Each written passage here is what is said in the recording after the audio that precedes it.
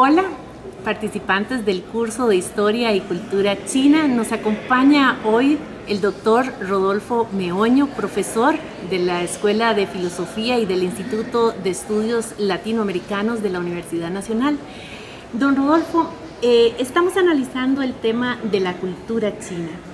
¿Cómo podemos comprender desde nuestra perspectiva lo que es en sí esa cultura tan particular como es la China?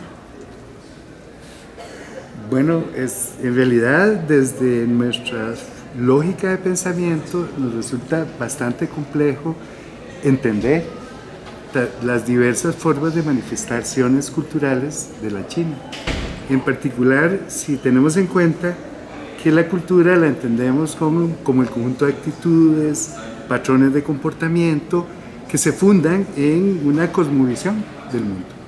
Una cosmovisión construida en torno a conceptos, categorías que nos permiten ver el mundo de cierta manera. Ahí es donde encontramos un problema de traducibilidad desde nuestras categorías para entender esas actitudes y esos patrones de comportamiento chinos. En primer lugar, señalar que en este caso se trata de una cultura realmente milenaria, que tuvo un desarrollo tremendo hasta, podemos decir que todavía en el siglo XVII Europa era apenas una potencia incipiente, mientras que China y la India eran el centro de lo que llamaríamos hoy en día el sistema mundo. O sea, el mundo giraba en torno, el comercio, la navegación, giraba en torno precisamente a China y a la India.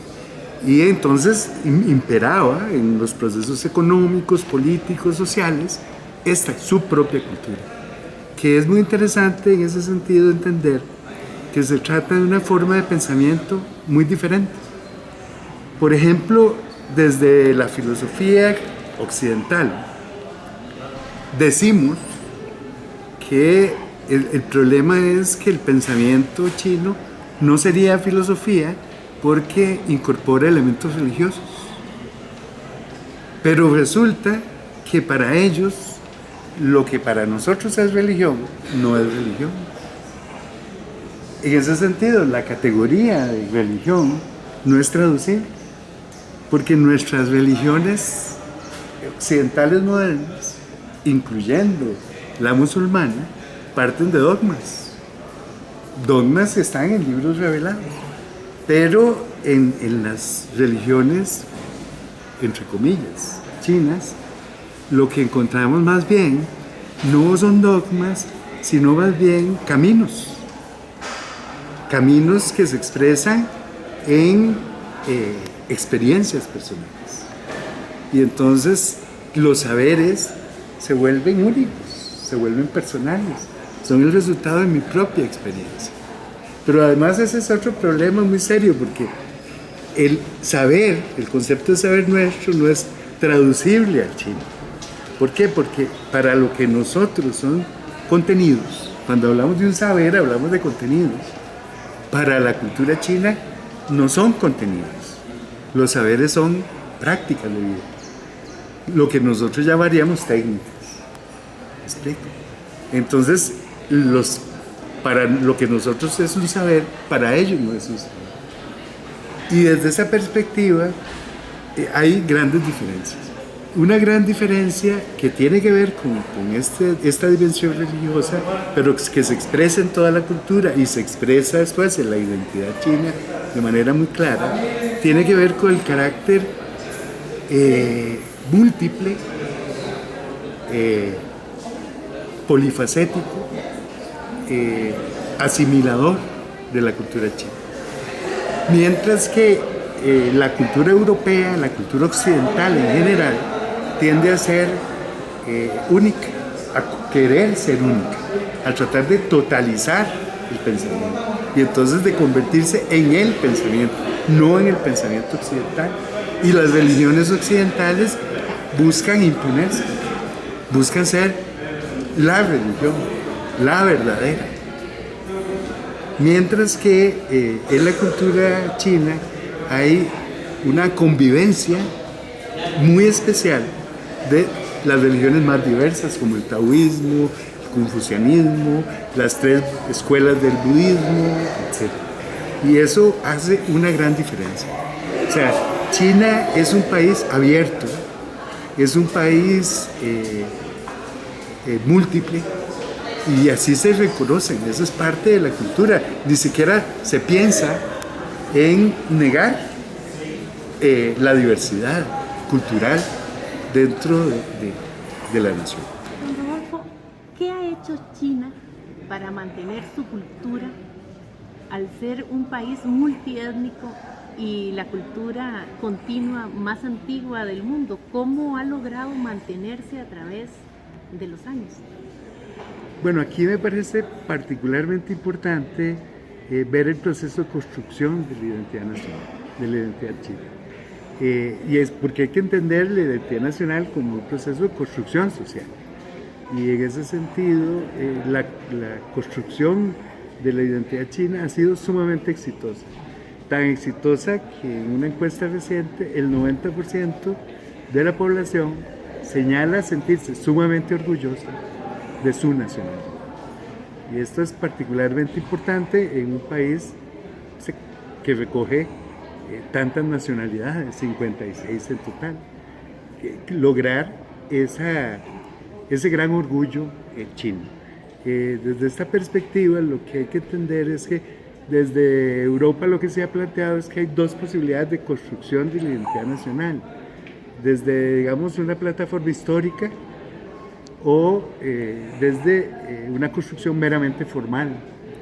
Y bueno, a veces, por ejemplo, las plataformas históricas no son propicias porque, por ejemplo, de construir una identidad europea sobre la base de Auschwitz y los campos de concentración no es muy halagüeño. En ese sentido, algunos autores han propuesto más bien una identidad europea desde una perspectiva formal. Pero lo que hay que entender es que desde el principio la identidad europea y occidental se construyó frente a la cultura y la identidad china. O sea, como un alter, un otro, que entonces es lo que permite identificar al occidental como occidental o al europeo como europeo, el no chino, el no oriental. O sea, el concepto de orientalismo no es un concepto oriental, no es un concepto chino, porque la cultura china es absorbente, no distingue, no diferencia. O sea, distingue pero no separa. Mientras que Europa se separa como cultura, como identidad, diferenciándose de la cultura y la identidad oriental, particularmente la china. Pero en ese sentido lo que hay que tomar en cuenta es que actualmente la identidad nacional china descansa sobre una tercera opción, que es ya no una plataforma meramente histórica, aunque la hay en China y después lo veremos, y no meramente formal, sino en torno a un proyecto político. Y ahí me parece que reside el éxito. Claro. Pero en un proyecto político que además ha sabido atrapar la historia. O sea, toda la construcción histórica de la identidad china ha sido recuperada en el proceso político de construcción de la República Popular China. Y esto es particularmente meritorio, porque lo que tenemos aquí efectivamente es procesos de discriminación positiva para las minorías étnicas. O sea, la gran mayoría, estamos hablando de un 91% de la población, que se distingue como la Han, que sería como la identidad china tradicional, en realidad recoge, absorbe, asimila de manera muy clara las demás culturas, identidades que permean ese espacio político, como es el caso de los manchúes, los tibetanos, los mongoles, musulmanes, que se sienten acogidos. Y frente a estas minorías étnicas hay un reconocimiento político, de participación política. O sea, no, tendríamos que señalar como un mérito de la República Popular China es ese incorporar a la vida política del país a las minorías étnicas. Ya en 1949 se hablaba de la autodeterminación de las minorías étnicas. En la Constitución del 54 ya lo que se plantea es todavía más fuerte, porque es el autogobierno de las minorías y las regiones autónomas, ¿verdad? En ese sentido. Y entonces hay un cuidado muy importante por la participación política, porque haya, digamos, una representación política que realmente integre estas minorías étnicas a la vida nacional. Y es realmente un éxito. Ahora, como decía, este proceso pasó también por cosas que hubo que enmendar en el camino para recuperar toda la base histórica. Por ejemplo, todo el problema generado en torno a las religiones, a las múltiples religiones en Chile. Y entonces, como de repente, en un momento, la revolución cultural pretende sacarlas de la vida cultural, pero luego, muy inteligentemente, las reincorpora y establece entonces la libertad religiosa como un elemento fundamental en la identidad china. Que no nos pasa en Costa Rica. Estudiantes del curso de Historia y Cultura China, vamos a continuar con la entrevista al doctor Rodolfo Meoño. Tuvimos que cambiarnos de lugar puesto que ya empezaba la lluvia. Aprovecho esta oportunidad también para ofrecerles disculpas por el ruido ambiente, pero estamos filmando en la universidad y es parte del ambiente universitario y darnos también un poco de cercanía. Don Rodolfo, retomando la entrevista, ¿cuál ha sido la influencia de China en Occidente? Sí, una pregunta muy importante. Realmente Occidente y Europa en particular ha tendido a negar esa influencia, aunque por supuesto que es obvia. En el momento en que China tenía ya una cultura ancestral, Europa era un puño de pueblos desarrapados, realmente, y se nutren culturalmente de Oriente. Pero eso ahora, la mirada europea es hacia la cultura de China, es la mirada hacia lo atrasado, lo obsoleto, hacia lo antiguo. Sin embargo, es parte de una negación de toda la influencia recibida a lo largo del proceso de construcción de Occidente y de la modernidad. Desde esta perspectiva me parece muy importante los hallazgos del profesor Joseph Needham de la Universidad de Stanford. Él se dedicó a rescatar el otro aspecto, el otro componente de la cultura, que sería la cultura material, tendríamos la cultura espiritual o intelectual, que hablábamos antes, pero también hay un componente muy importante en esa influencia que tiene que ver con la cultura material, en particular la tecnología. Y esto es increíble, realmente los hallazgos son sorprendentes. Einstein decía que los tres grandes inventos de la modernidad occidental eran el papel y la imprenta, la brújula y la pólvora. Sin embargo, Einstein no sabía, porque precisamente Needham no había desarrollado su trabajo entonces, que los tres inventos, la imprenta, o sea, la prensa móvil, la pólvora y la brújula, eran inventos chinos. Y esto es muy interesante porque... Y de la antigua China. Y de la antigua China. Es muy interesante porque la brújula china, claro, apuntaba al sur, no al norte. Y la brújula china, el norte del sur. ¿Verdad?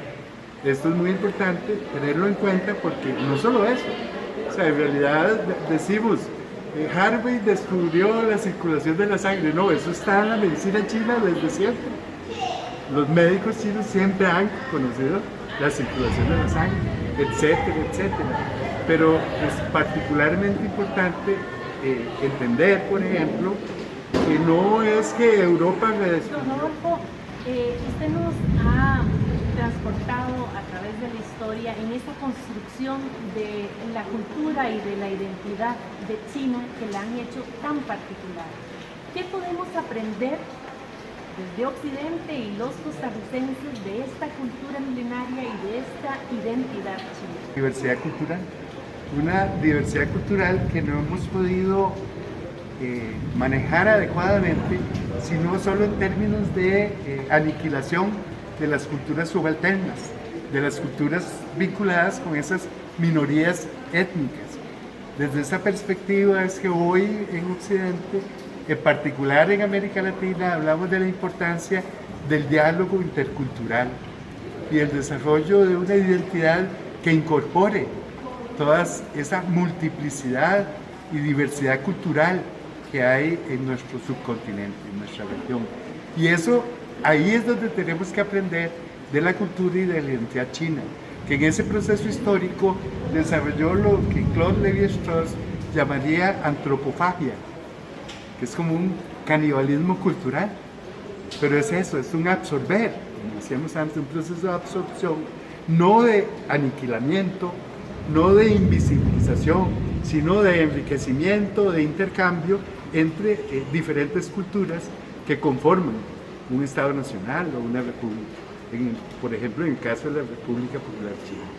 Desde esta perspectiva, nosotros tenemos que aprender cómo desarrollar estos procesos de diálogo intercultural que nos permitan convivir, como conviven todas esas minorías étnicas, todas esas culturas, enriqueciendo la gran cultura china.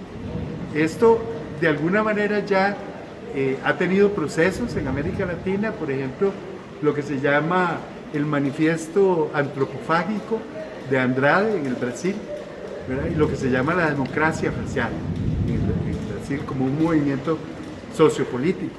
Pero lo que tenemos que aprender es eso, a no construir nuestras identidades nacionales en torno a etnias, sino más bien en torno a proyectos políticos, proyectos de construcción de un país, un proyecto país, diríamos acá, en este país.